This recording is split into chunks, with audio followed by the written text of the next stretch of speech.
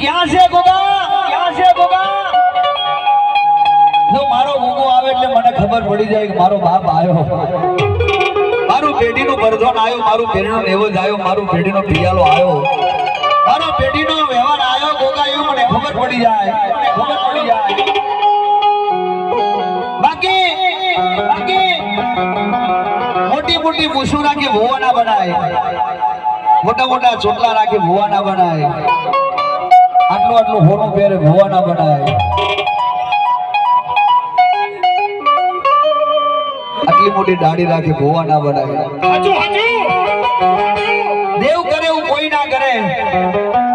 કારણ કે પ્રવીણ લોણી તો 7 વર્ષનો તો તરથી ગાય છે, ખબર છે એટલે કે આ બ્રાન્ડર છે, બ્રાન્ડ કંપની રહેવાની.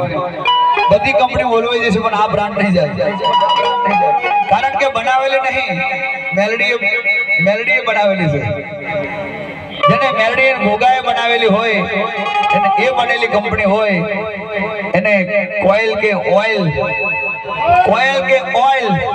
કે એને હોદો કે એને પિયાલો કે એને દવા કરવાની જરૂર પડે, એને નશો કરવાની જરૂર ના પડે. એનો નશો તો મેલડી ગોગો છે યાર. એવો નશો મારા ભુવાને હોય. જો પ્રવીણ લોણી જેવો નશો મારા ભુવાન હોય તો 24 કલાક થાય, 24 કલાક લગી કોઈ દિવસ ગોગો કે મેલડી પાછી ના પડે. જ્યારે યાદ કરે તો એની રગો હોય. એને નશે નશમે ગોગો મેલડી મસાણી ઝોપડી એની કુળદેવી હાજર હોય. એ ગોગા, એ ગોગા, એ ગોગા.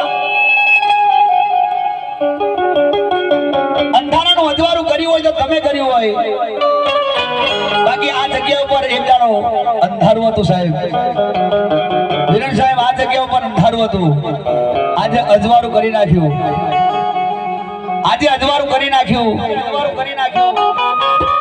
આ તો અવસર